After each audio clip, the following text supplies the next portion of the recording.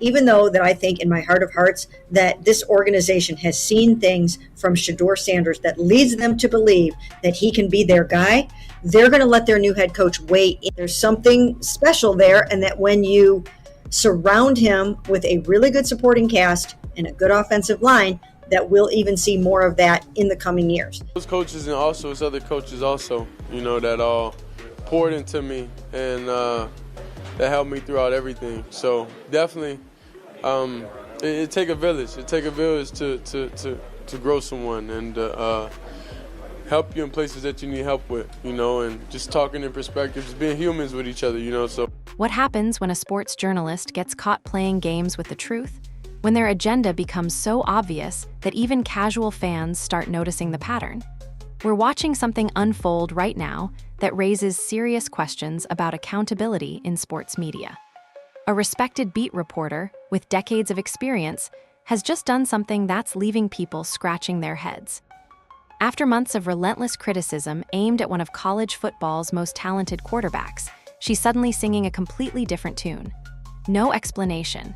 No acknowledgement of her previous stance, just a complete 180 that's got everyone talking. The quarterback in question, Shedeur Sanders. The reporter, Kay Cabot of the Cleveland Browns. And the situation brewing between them has exposed something uncomfortable about how sports media really operates behind the scenes.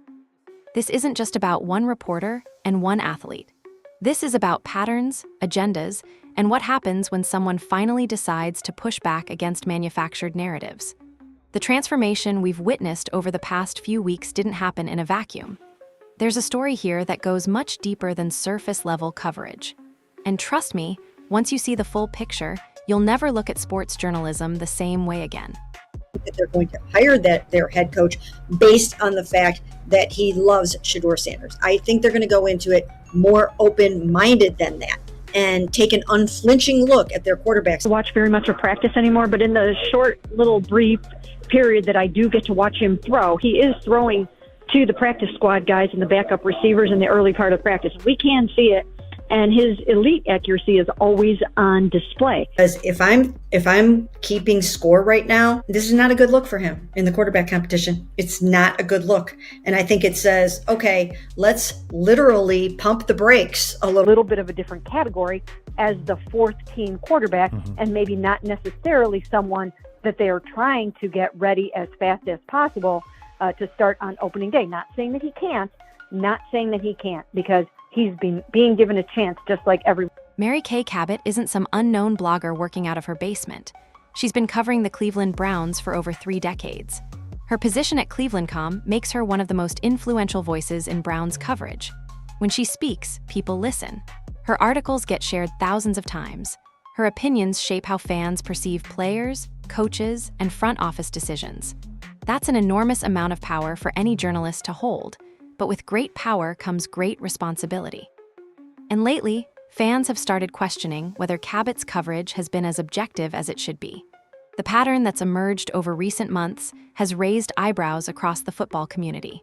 When it comes to quarterback coverage specifically, there's been a noticeable trend that's hard to ignore. Reports suggest that Cabot has historically shown preferences for certain players while being unusually critical of others. This isn't necessarily unusual in sports journalism. Everyone has opinions, but there's a difference between having preferences and actively pushing narratives that seem designed to tear down specific athletes. The line between analysis and agenda can get blurry sometimes, and many observers believe that line got crossed when Shedeur Sanders entered the conversation. The Cleveland Browns have been searching for their franchise quarterback for what feels like forever. It's become something of a running joke in NFL circles. The team has cycled through more starting quarterbacks than most franchises go through in decades. So when draft season approaches and new quarterback prospects emerge, the coverage intensity in Cleveland reaches fever pitch. This is the environment where Cabot operates. High stakes, passionate fan base, desperate hunger for a solution to the quarterback problem. In this atmosphere, a beat reporter's words carry even more weight than usual. Every article, every tweet, every radio appearance gets analyzed and debated by fans hungry for any information about their team's future. What's interesting is how differently Cabot has approached various quarterback prospects over the years. Some players receive glowing coverage that highlights their potential and minimizes their weaknesses. Others seem to face microscopic examination of every flaw, real or imagined. This disparity hasn't gone unnoticed by the football community. The situation with Shedeur Sanders represents perhaps the most stark example of this pattern.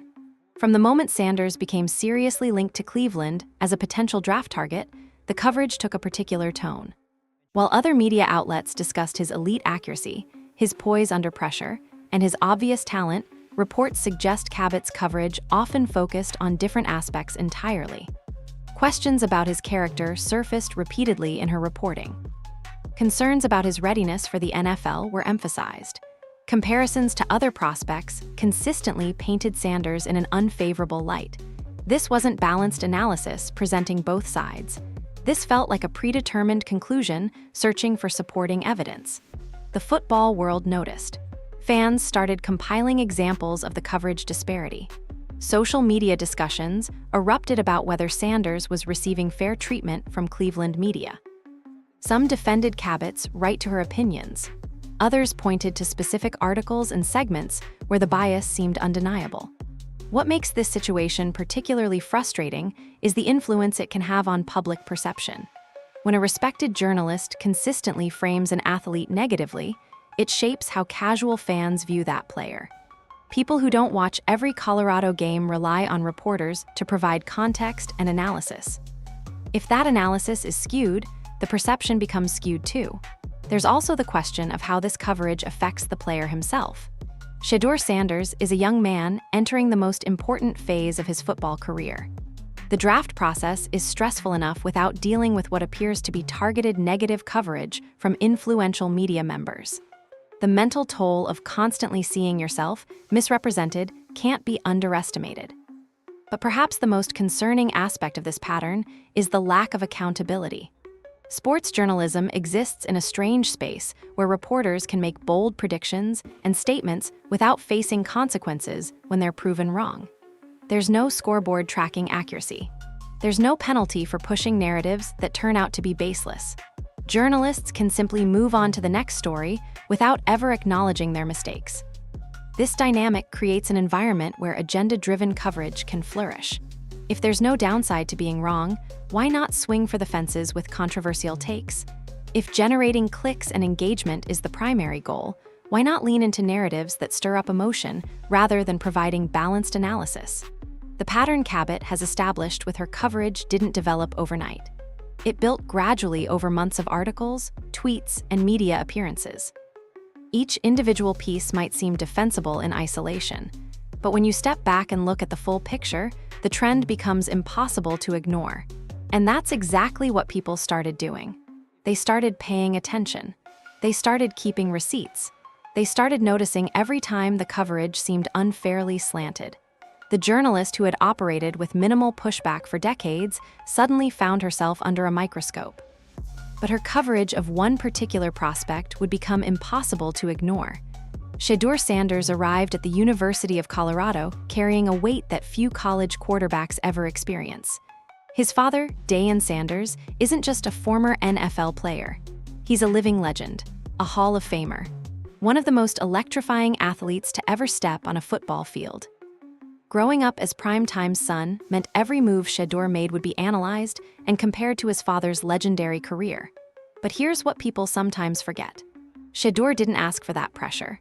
He was born into it, and rather than shrinking from the spotlight, he's embraced it in ways that have impressed everyone paying attention. His journey from Jackson State to Colorado represents one of the most fascinating stories in recent college football history. When Dylan Sanders took over the Colorado program, skeptics lined up around the block. They said he couldn't recruit. They said his unconventional methods wouldn't work. They said bringing his son along was nepotism that would backfire. Those critics have been awfully quiet lately, because what Shedeur Sanders has accomplished on the field speaks louder than any narrative could. His 2024 season silenced most doubters. The accuracy that scouts rave about isn't some manufactured hype. It's real and it's elite. Watch the tape and you'll see a quarterback who consistently puts the ball exactly where it needs to be. His completion percentage numbers rank among the best in college football. His touchdown-to-interception ratio shows decision-making beyond his years. But statistics only tell part of the story. What separates Shedeur from other prospects is his composure. Colorado hasn't always had the best supporting cast or offensive line. Yet Shedeur consistently performs under pressure in ways that project beautifully to the NFL level. When the pocket collapses, he doesn't panic. When games get tight, he elevates his play. These are the traits that NFL teams value most in franchise quarterbacks. The Heisman Trophy consideration he received wasn't charity. It was earned through performance that demanded recognition. Being mentioned alongside the best players in college football validates what his supporters have been saying all along. This kid can play. This kid belongs. This kid has what it takes to succeed at the highest level. So why would any journalist covering NFL teams not be excited about the possibility of acquiring this talent? Why would the narrative around such an obviously gifted player be anything other than positive? These are the questions that fans started asking when they noticed how certain reporters were covering the Shedeur Sanders story. The Cleveland Browns connection makes perfect sense from a football perspective. The team needs a quarterback. Shedeur Sanders is one of the best quarterback prospects available. Simple math suggests this should be a match made in heaven. Browns fans should be excited about the possibility. Media members should be exploring how Sanders could revitalize the franchise. Instead, reports suggest certain narratives emerged that focused on everything except his football ability. Questions about whether he could handle a traditional NFL environment. Concerns about his father's influence. Subtle and sometimes not so subtle suggestions that other prospects might be better fits for Cleveland. The football took a backseat to manufactured concerns that seemed designed to plant seeds of doubt. What's particularly interesting is how Shedeur has handled this scrutiny. Many young athletes in his position would lash out. They'd become defensive or let the negativity affect their performance. Shedeur has done neither. He's maintained focus on what he can control: his preparation, his play, and his development as a quarterback and a leader. This maturity didn't develop by accident. Having Dylan Sanders as a father means growing up understanding how media works. Shedeur has watched his dad navigate spotlight situations his entire life. He's learned from watching a master. Those lessons are now paying dividends as he faces his own media challenges. The draft process is essentially an extended job interview conducted in public. Every statement gets analyzed. Every action gets scrutinized. Most prospects stumble at some point, saying something that gets twisted or making a mistake that gets amplified. Shedeur has navigated this minefield with impressive skill. His interviews show intelligence and self-awareness. He gives thoughtful answers without providing ammunition for negative coverage. He credits teammates and coaches rather than promoting himself. He acknowledges areas where he needs to improve while expressing confidence in his abilities. This balance is difficult to maintain under normal circumstances. Doing it while facing biased coverage makes it even more impressive. The football world has taken notice of how Shedeur handles himself. NFL scouts evaluate more than just physical ability. They're looking for players who can handle the pressure of professional sports, players who won't crumble when things get difficult, players who can lead a locker room and represent a franchise positively. Shedeur checks every one of those boxes.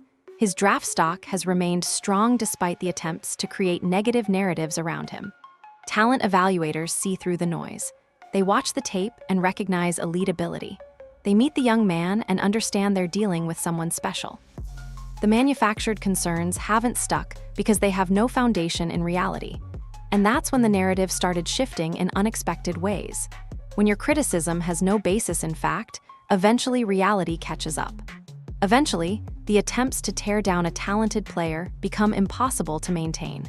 And eventually, even the harshest critics have to acknowledge what everyone else already sees. Every good narrative needs a hero and a villain. Or in this case, a preferred choice and an undesirable alternative. Reports suggest that Kay Cabot found her preferred quarterback prospect in Dylan Gabriel, and the coverage disparity between Gabriel and Sanders became one of the most talked about storylines among Browns fans paying close attention. Gabriel is a talented quarterback in his own right. Nobody disputes that.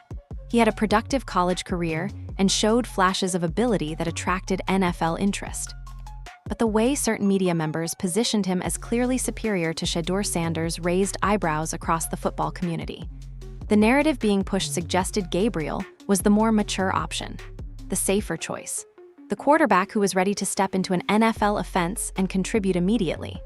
Sanders, meanwhile, was portrayed as raw, unproven, or carrying too much baggage from his famous father. This framing ignored what the tape actually showed. Side-by-side comparisons of their college performances don't support the narrative that was being constructed. Sanders consistently demonstrated higher accuracy. His decision-making under pressure graded out better. His ability to elevate teammates showed more clearly on film. By objective measurements, Sanders was the superior prospect. Yet certain coverage painted a different picture entirely. What makes this situation particularly interesting is how definitively the Gabriel narrative was pushed. This wasn't presented as one opinion among many. Reports suggest it was positioned as obvious analysis that any reasonable observer would agree with. Questioning this conclusion meant you simply didn't understand football. Or worse, you were letting your feelings about Deion Sanders cloud your judgment about his son. This type of coverage creates a self-reinforcing cycle. When influential voices push a narrative consistently enough, others start repeating it. Soon the manufactured consensus feels like actual consensus. Casual fans who don't have time to watch every game themselves rely on reporters for context. If those reporters have an agenda, the misinformation spreads. The Browns fan base is particularly susceptible to quarterback controversy narratives. They've been burned so many times searching for their franchise guy that desperation clouds judgment. When a respected voice tells them that Prospect A is clearly better than Prospect B, many fans accept that assessment without digging deeper. They don't have the time or expertise to evaluate quarterbacks themselves. They trust the professionals to do that job. But what happens when those professionals have compromised objectivity? What happens when coverage is driven by factors other than pure football analysis? Fans make decisions based on faulty information. They form opinions about players they've never watched based on narratives constructed by others. They become invested in outcomes that serve agendas they don't even know exist. The Gabriel push also revealed something uncomfortable about how media members react when their preferred narratives don't play out. When Gabriel's stock started fluctuating and his perceived advantages over Sanders began evaporating, the coverage didn't adjust proportionally. There was no acknowledgement that maybe the initial analysis was flawed. Instead, the focus simply shifted to finding new angles to criticize Sanders. This is where the pattern becomes most obvious. Objective analysis would involve updating conclusions when new information emerges. If Gabriel looks less impressive in later evaluations, that should change the comparison. If Sanders continues to impress and validate his talent, that should be reflected in coverage. But when conclusions are predetermined, no amount of contradictory evidence matters. Fans started collecting receipts. They archived articles and tweets that showed the coverage disparity. They documented specific instances where Gabriel received praise for things that Sanders did better. They created comparison threads, highlighting the double standards. Social media became a courtroom where Cabot's coverage was being tried by the public. The response to this scrutiny was telling. Rather than engaging with the criticism or defending specific analytical choices, reports suggest the approach was to simply continue pushing forward. Ignore the pushback. Keep repeating the preferred narrative. Eventually, people will accept it as truth. This strategy works sometimes, but it requires the underlying analysis to have at least some foundation. When that foundation crumbles, the entire structure collapses. And Gabriel's inability to separate himself as the clearly superior prospect made the preferred narrative increasingly difficult to maintain. Reality has a way of exposing manufactured storylines. The tape doesn't lie. The performance speaks for itself, and no amount of favorable coverage can elevate a player beyond what he actually shows on the field. The Gabriel push ultimately backfired because it was built on preference rather than analysis. It reflected what someone wanted to be true rather than what the evidence showed. This happens more often in sports media than people realize. Reporters develop favorite players for various reasons, and that favoritism bleeds into coverage. Usually, it's subtle enough to escape notice. But the Sanders situation made it impossible to ignore. What does this mean for sports journalism more broadly? It raises uncomfortable questions about how coverage decisions get made, about who benefits when certain narratives get pushed, about whether fans can trust the analysis they're consuming.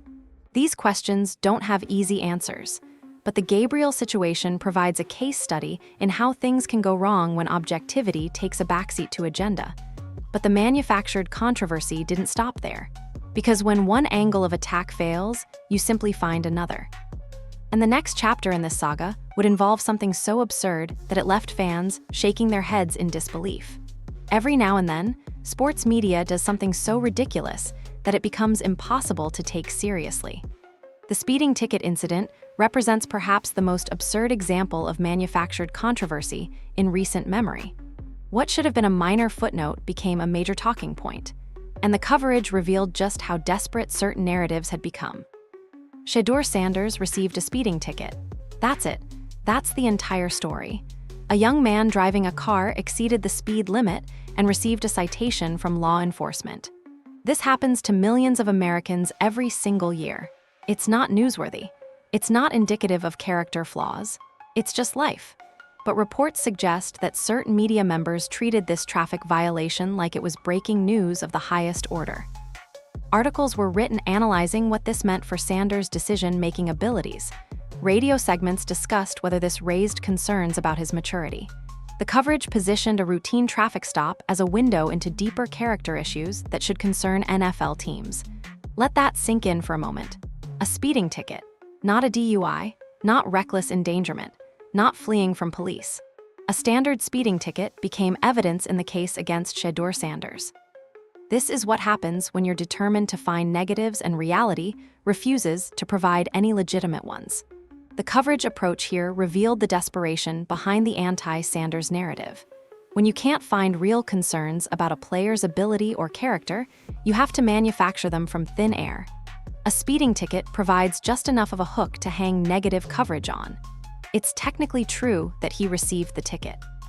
But the framing and emphasis transform a nothing story into something that sounds concerning. This tactic is as old as journalism itself. Take a minor truth and surround it with speculation and implication until it feels significant. Suggest that this small thing might indicate bigger problems without providing any evidence of those bigger problems. Plant seeds of doubt without committing to specific accusations. It's effective manipulation disguised as concerned analysis. NFL personnel departments evaluate players constantly.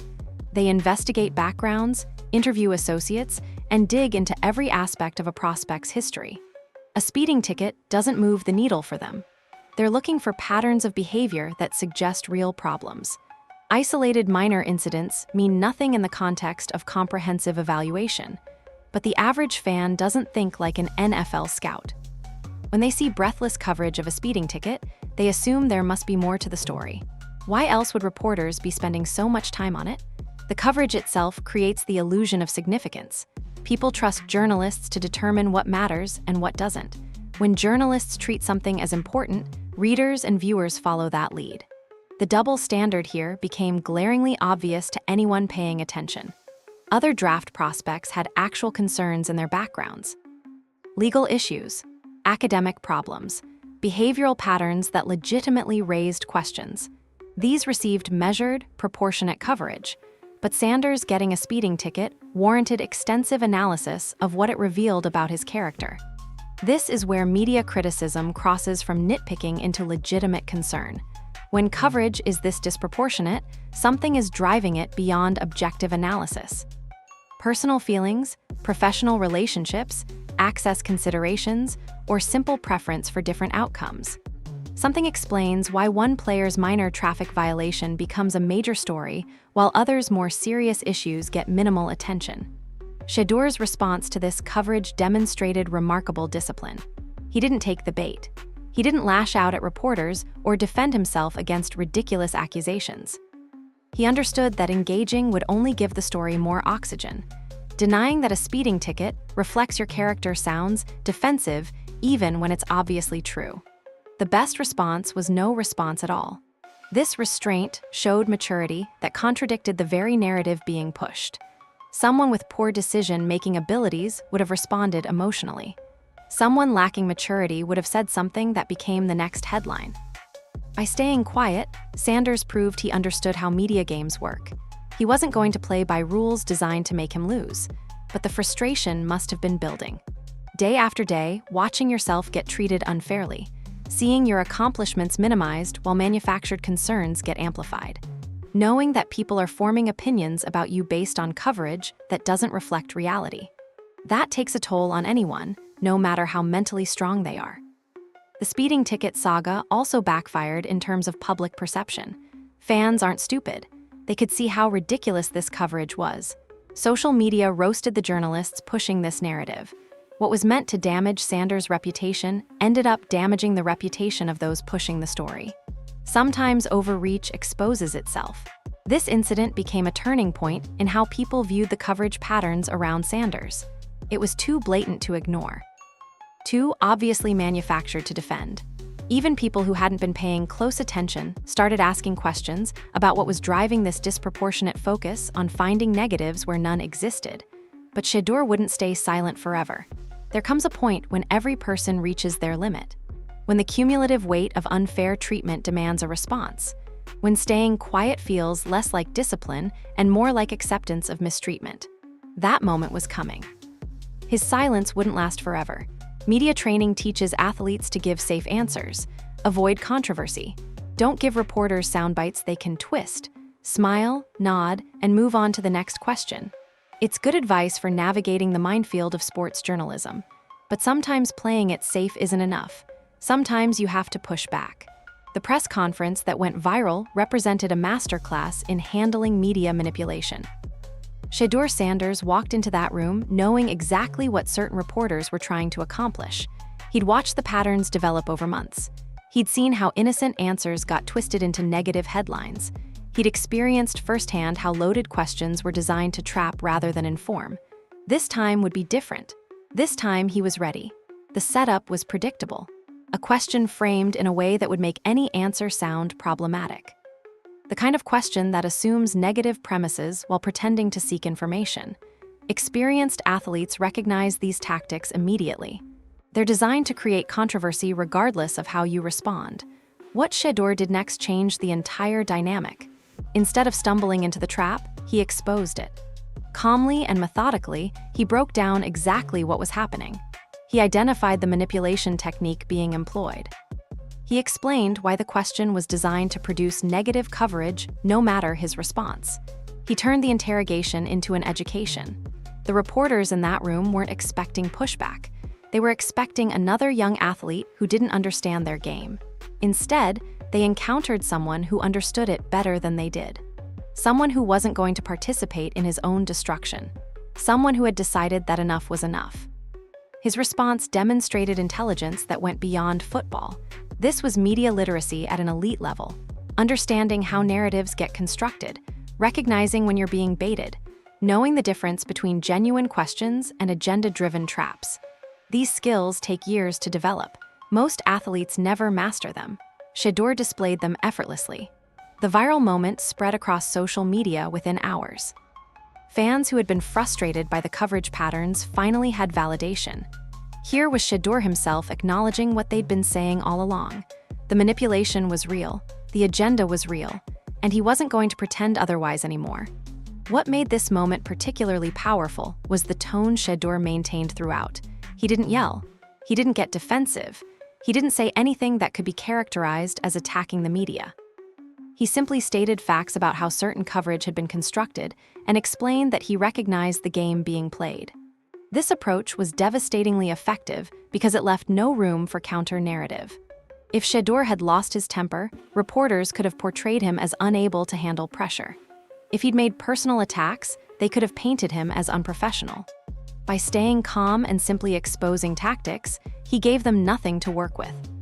The press conference revealed something important about Shedeur's preparation for the next level. NFL quarterbacks face media pressure constantly. Every loss brings criticism. Every mistake gets analyzed. The ability to handle these situations professionally separates players who thrive from those who crumble under scrutiny.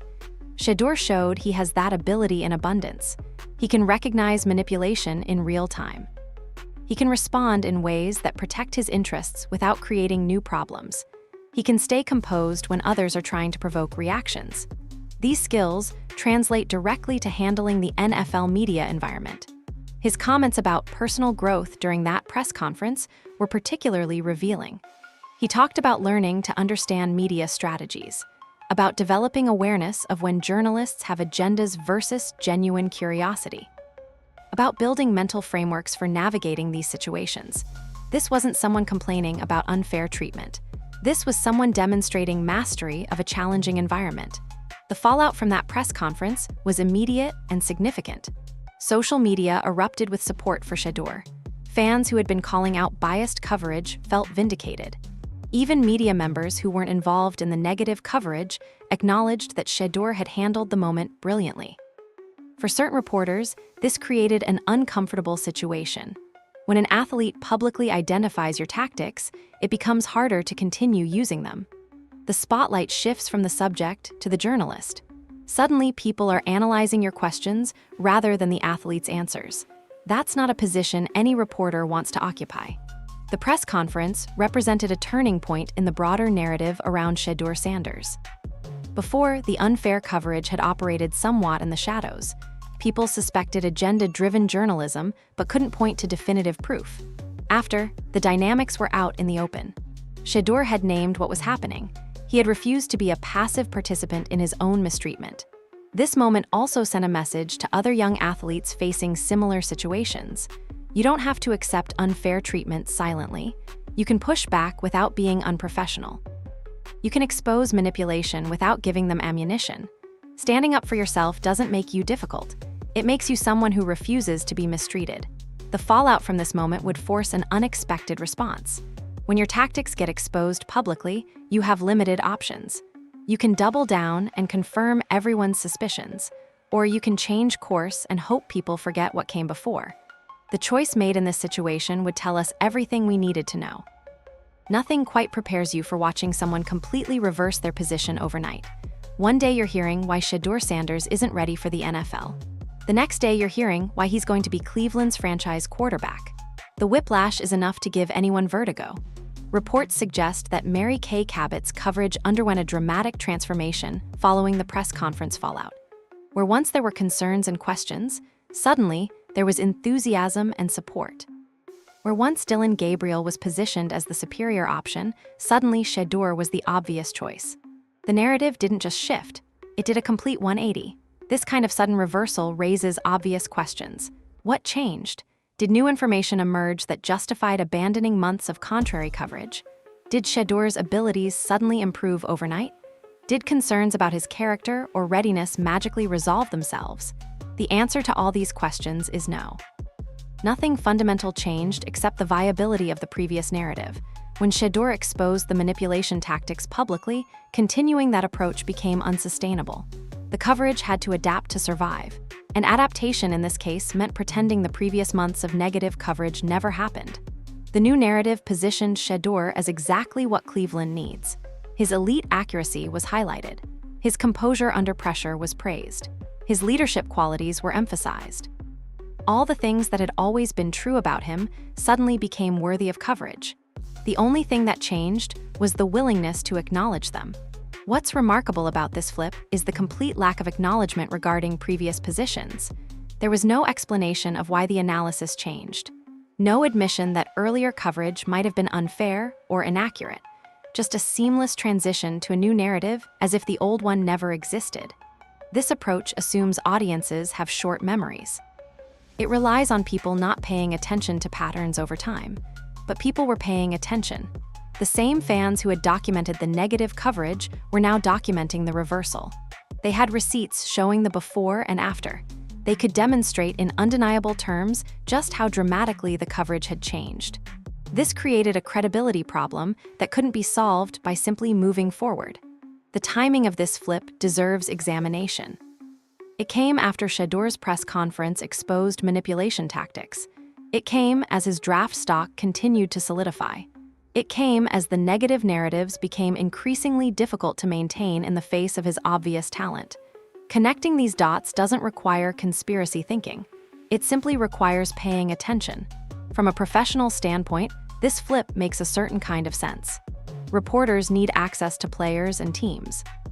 They need to maintain relationships that allow them to do their jobs. If Shedeur Sanders becomes Cleveland's franchise quarterback, having spent months trying to tear him down creates problems. Better to get ahead of that situation by reversing course now. But this calculation reveals something uncomfortable about how some sports journalism operates. Coverage decisions aren't always based on objective analysis.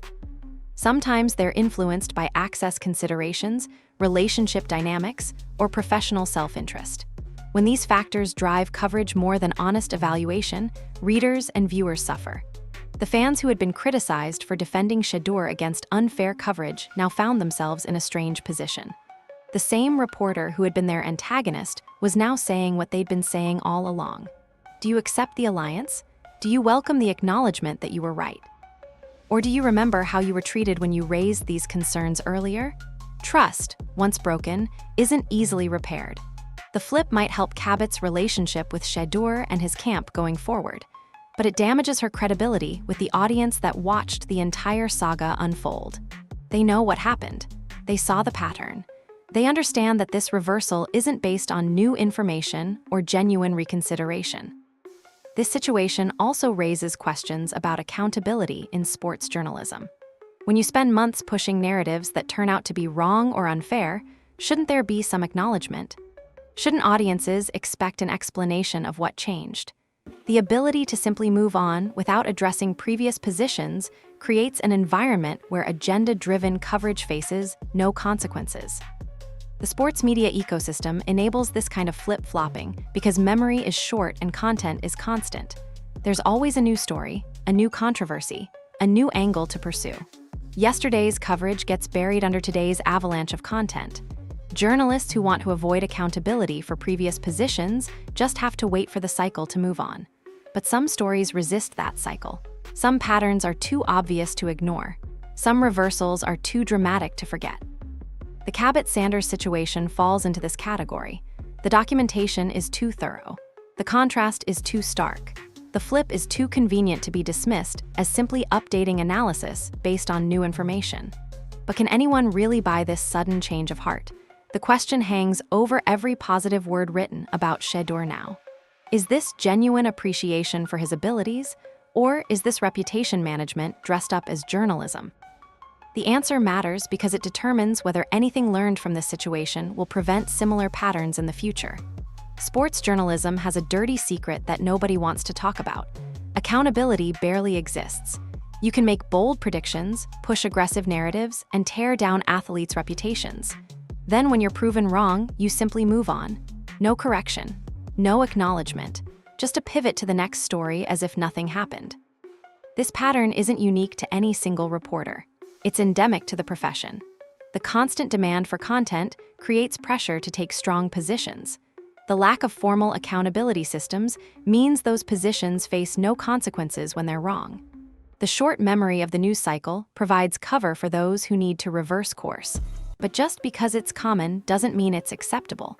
The Shedeur Sanders situation highlights everything wrong with this approach to journalism. Months of negative coverage based on what appears to be personal agenda rather than objective analysis. Then a complete reversal when that coverage became unsustainable. No explanation, no acknowledgement, just a new narrative presented as if it's always been the obvious conclusion. This damages everyone involved. Athletes face unfair criticism that shapes public perception regardless of their actual abilities. Fans receive analysis they can't trust because they never know when agenda is driving coverage.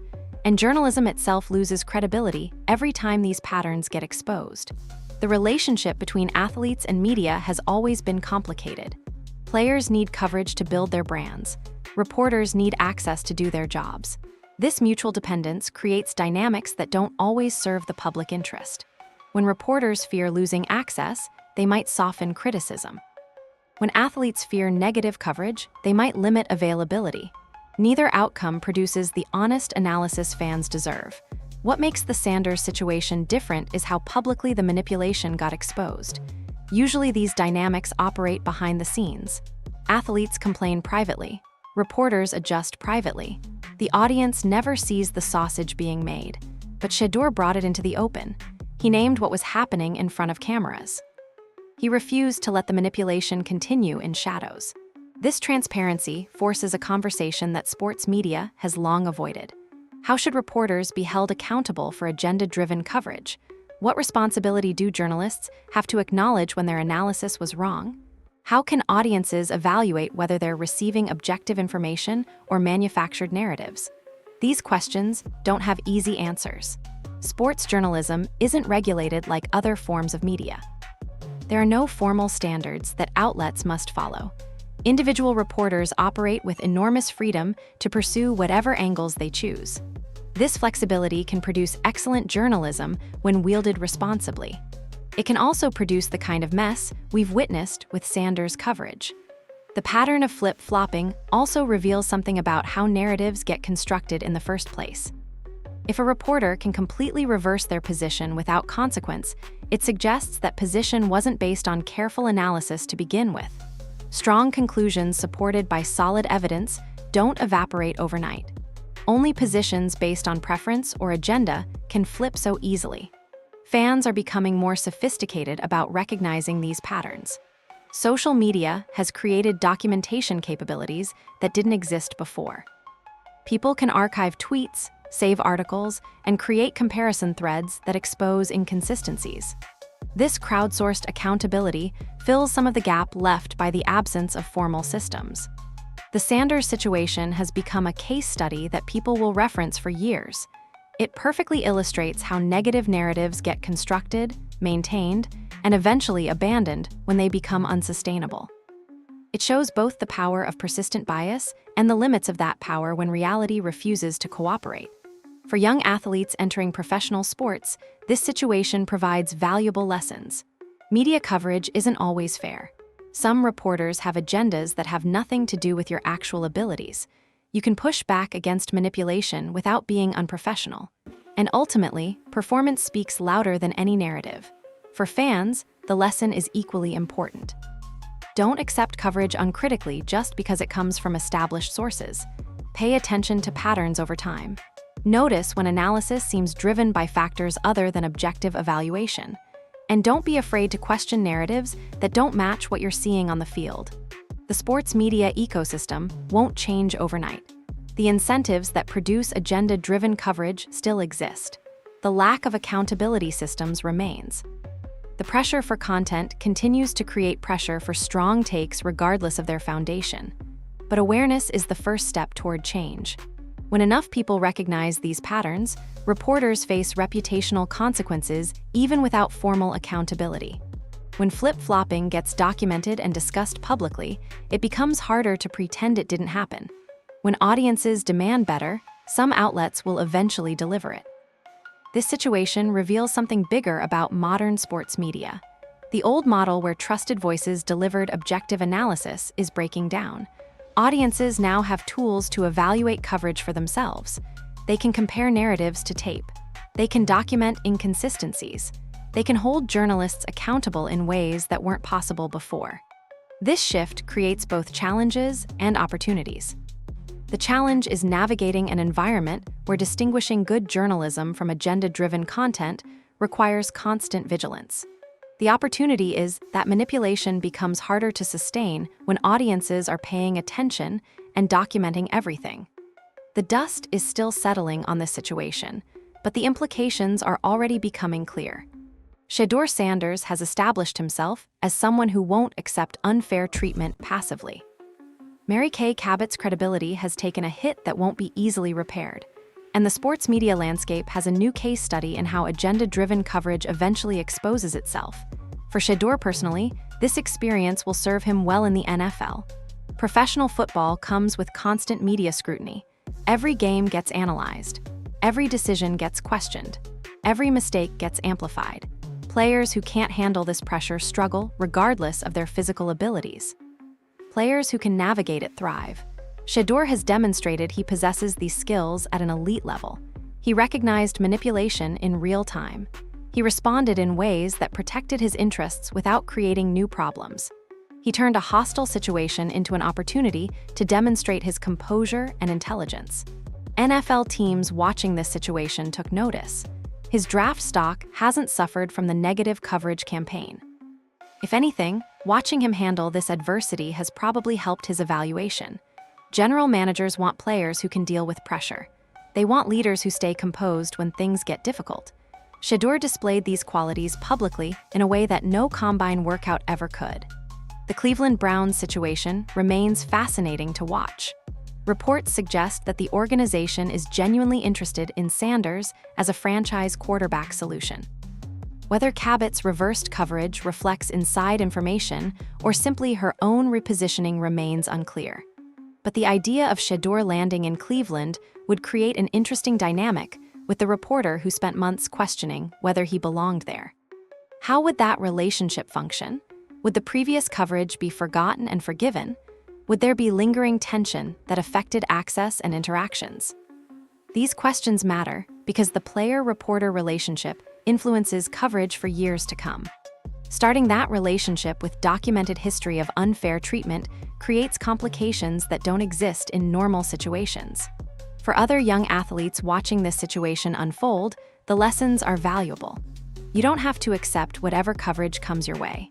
You can push back against manipulation without being labeled difficult or unprofessional. Standing up for yourself, when done correctly, actually enhances your reputation rather than damaging it. But the approach matters enormously. Shedeur succeeded because he stayed calm, because he focused on exposing tactics rather than attacking individuals, because he gave them nothing they could twist into a new negative narrative. Lesser responses would have backfired. Angry outbursts would have confirmed narratives about maturity concerns. Personal attacks would have shifted sympathy toward the reporter.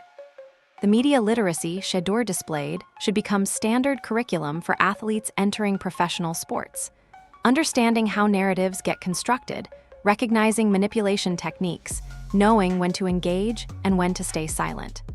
These skills matter as much as physical abilities in the modern sports environment. For sports journalism, this situation should prompt some self-reflection. When coverage patterns become so obviously biased that athletes feel compelled to call them out publicly, something has gone wrong. When reversals are so dramatic and convenient that credibility evaporates, the profession suffers. When audiences lose trust in the analysis they're receiving, everyone loses. The question going forward is whether anything changes. Will this situation encourage more objective coverage? Will reporters think twice before pursuing agenda-driven narratives? Will outlets implement any accountability for coverage that proves unfair or inaccurate? History suggests the answer is probably no. The same incentives that produced this situation still exist, but perhaps increased audience awareness creates new pressures that didn't exist before. The fan community's role in this situation can't be overlooked.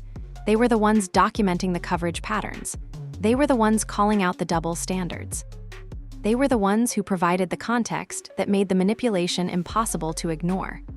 This crowdsourced accountability filled a gap that professional media criticism has never adequately addressed. Social media's democratization of analysis means that mainstream outlets no longer control narratives completely. When enough people push back against unfair coverage, that pushback becomes part of the story.